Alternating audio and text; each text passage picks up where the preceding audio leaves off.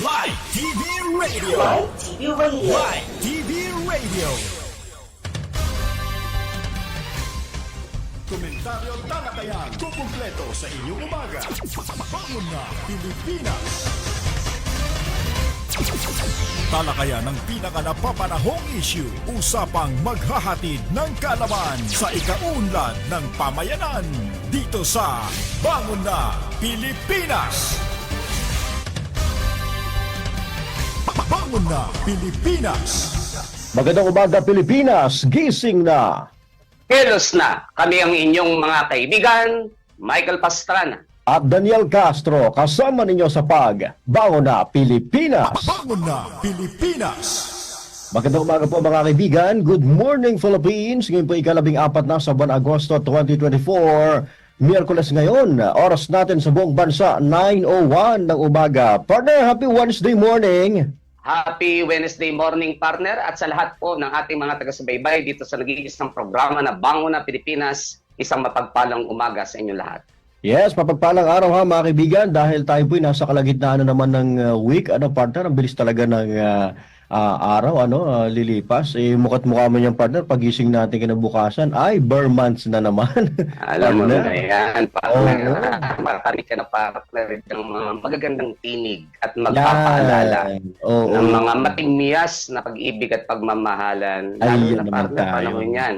Ng ating pagmamahal ng Panginoon, di ba? Yes. Grabe yan. Amen. Okay. And siyempre, partner ha, mga kaibigan, isa rin po sa ikangay magandang ating pong antabayanan. Ito pong isang magaganap po na awarding, mga kaibigan, awarding ceremony. At may makakasama ho tayo, siya po ang pinaka-awards committee chairman ng Sovereign Seal of Business Triumph and Remarkable Achiever. Mga kaibigan, si Ginoong Niro Marcelo, live via Zoom. Hello po Sir Niro, magandang umaga. Good morning, magandang araw po sa inyong lahat mula sa Service Channel. Hello po sa Light TV Radio. Ayan, Sir Niro, tungkol saan ho ba or ano ho ba itong award-giving body po na ito?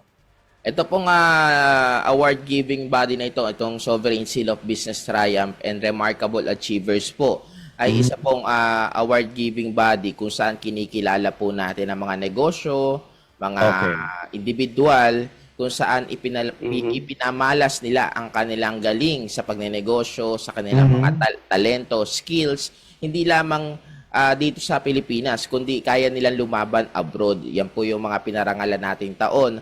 Handog po ng La Visual Corporation at namin po sa Servicio Channel. So, partner po natin dito, ang media partner po natin dito, ang Light TV. At isa rin po ang Light TV Radio sa ating awardee. Kaya po, maraming salamat din po sa ating sa time po. Opo. Thank you. Ang galing niya na. Sir Niro, paano po ba kayo namimili dito po sa inyong programa ito? Paano mag-award? Ano mga paraanan? Opo. Namimili po tayo sa ating programa through nomination sa ating po mga website, sa Facebook po. At syempre, ipinapasa po yan ng ating mga nagme-message sa atin. Kumbaga, after po nilang mag-message, inire-research po natin sila. If sapat ba, pasok ba sila sa criteria, kumbaga sinesurvey din natin, inaalam yung social media presence, nakakatulong ba sila sa society, sa kanilang komunidad, at talagang kumikita ang kumpanya. At syempre, dapat naman may naidudulot din po na sabi ko nga tumutulong sa komunidad, may naidudulot ba ang kanilang kumpanya o kanilang mga talento, skills, mga produkto na makakatulong sa problema ng community. Okay. So yun po yung pag papaano parang pag magsali, mag-nominate. Pero papaano naman maging awardee naman. Ayan, ibig sabihin kung yung paano yung criteria para manalo bilang awardee na talaga, Sir Niro. Opo, tatlong bagay po yan. Tulad po ng nasabi po natin kanina. Meron po tayo, kailangan po kumikita ang kumpanya. Hindi naman po pwedeng ang company naman po natin ay palugin at saka natin bigyan ng award. So, talagang kailangan kumikita po ang company. Maganda po ang sistema, kumbaga, maganda ang patakbo dito. Pangalawa po, ang company ba natin o ang ating mga skill o produkto, mga services ay nakakatulong sa problema. Nakakatulong ba ito sa ating komunidad? At syempre kung oo, malaki na po ang chance nating maging, kumbaga kung may inspiring story din po tayo, ganyan. Okay. Malaki din po ang chance na mabigyan kayo ng parangal. At syempre, ang ating pong pangatlo naman ay dapat meron kayong presence, hindi lamang po sa inyong community, pati sa social media. Kailangan kilala na po o kumbaga nakikilala na po at meron po kayong ginagawa para makilala po ang inyong kumpanya o ang inyong sarili. Yun, okay. Pang ilang taon na ho ba ninyo ginagawa pala ito, Sir Nero? Actually, ito pong Sovereign Seal of Business Triumph and Remarkable Achievers. Ito po yung first year namin. Ay, wow. Opo. Pero meron po kaming dalawa pang event which is on September, yun po yung pangalawa pong Philippine Finest Business and Achiever Awards. And then pangalawa din po sa December ng Southeast Asian Premier Business and Achiever Awards. So, kumbaga, ito pong mga award-giving body po ito na handog po ng La Visual Corporation at Servicio Channel, talagang nagle-level up every year. Yun yung po yung pinapaganda kada taon. Ayan, okay. Alam naman ho natin, Sir Nero, talagang marami rin ng mga nagbibigay ng mga awards. Ano hong medyo kaibahan nito pong Sovereign Seal of Business Triumph and Remarkable Achiever doon po sa makahalintulad po nitong award-giving body? Sa hindi po nakakaalam ng marami, napakalaking bagay po na mabigyan po namin kayo ng parangal. Hindi lamang po kasi kayo bibigyan ng trophy, ng plaque.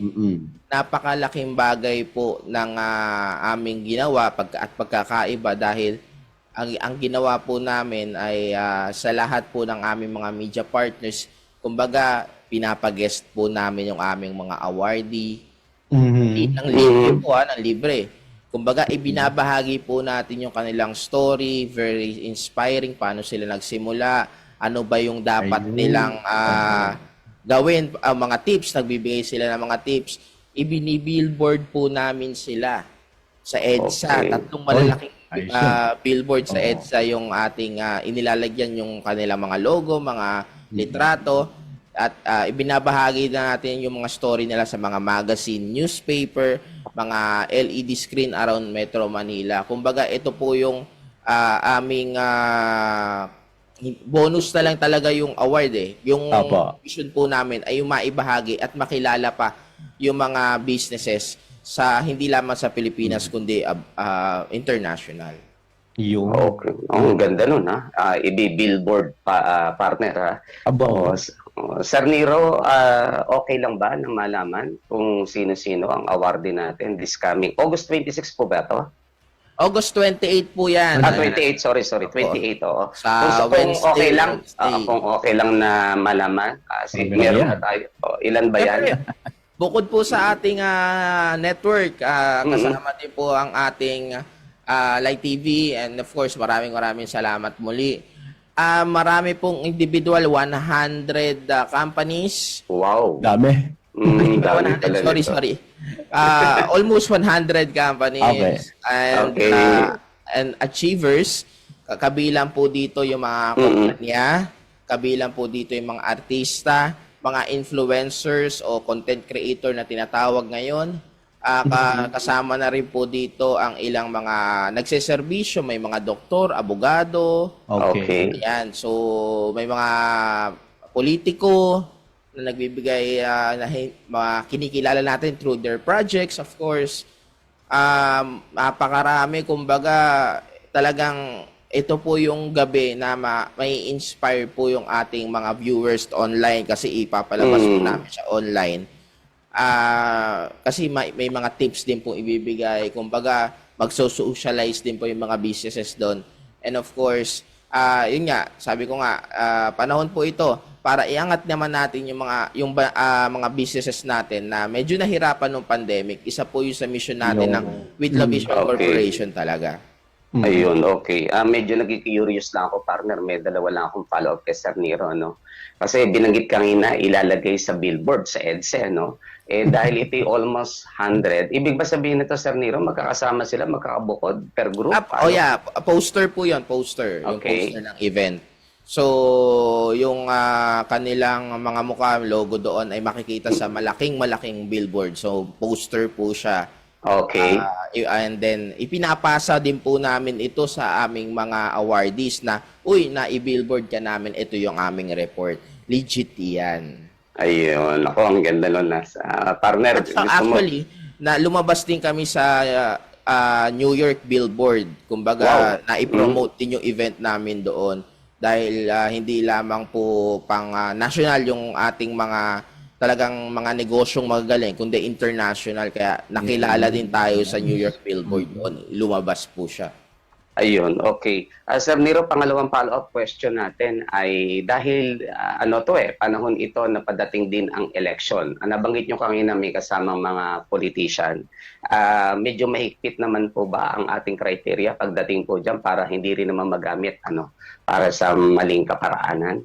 Napakagandang tanong po niyan. Kumbaga, ito pong samahan naman po natin ay non-government, non-partisan. Kumbaga, ito pong mga proyekto na napipili natin ay kung talagang nakakatulong siya, hindi naman siya government project, kumbaga personal, kumbaga ganun talaga yung ating kumbaga nasa larangan na rin din sila, pero minsan nasa dugudan ng ating mga awardee yung pagtulong, kumbaga parang ganun yung mga proyekto nila talagang sinimulan nila noon pa man bago pa mapasok sa politika o nakapasok man sila, doon lang sila nagkaroon ng pagkakataon magawa yung mga community works nila. So ito yung mga ginagawa nating pagpili para hindi maging magamit ang ating mga award giving body para sa ating mga ibang mga mithiin. All right. Sir Nero, last na lang ho. Ayan, again, invite niyo po yung ating mga taga-subaybay. Dito po sa pinaka-event natin, day na o awards night natin, sa pinaka-araw ng pagbibigay po natin ng mga pagkilala. Go ahead po. Ayun, maraming salamat muli, Light TV Radio sa pagkakataon. Sa Bangon na Pilipinas, talaga napabangon ako ng maaga para ma-promote ang ating event at maraming salamat sa tayong mga sir. So muli ang Sovereign Seal of Business Triumph and Remarkable Achievers, mga kaibigan, ay sa darating na po na August 28 sa Dusit Tani, Manila. Ito po ay ipapalabas po namin online 7 p.m. Siyempre, isa po ito sa gabi kung saan makikilala po natin ang ating mga business leaders, ang ating maibabahagi nila yung mga inspirational story nila, mamomotivate tayo magsimula ng negosyo at syempre, mapanood natin yung mga talented na mga individual na naimbita rin natin. Kumbaga talagang sulit na sulit ang ating award-giving body para sa inyong lahat po ito. Muli, mula po sa La Visual Corporation and Servicio Channel. Maraming salamat po sa inyo. Oo. Sir Nero, sorry singit pala na tanong Siyempre bukod sa mga awardees na may mga talagang personalities din po diyan. May mga special guest daw ho ba o mga performers din? Actually, kahapon nagtanong na ako kung sino-sino ang mga magpe-perform. Parang meron tayong mga siguradong talent na lokal talaga. Alright. So magpe-perform po na choir ay ang RTU. Napakagaling pong choir group niyan. Yung iba po hindi ko pa po sigurado kasi kakatanong ko lang po kahapon. But sigurado mai-announce po yan sa Facebook page ng Sovereign Seal of Business Triumph and Remarkable Achievers o La Visual Corporation Facebook page. Alright. On that note, thank you very much po again, Sir Nero Marcelo, ang Awards Committee Chairman po ng Sovereign Seal of Business Triumph and Remarkable Achiever. Thank you, Sir Nero. God bless po.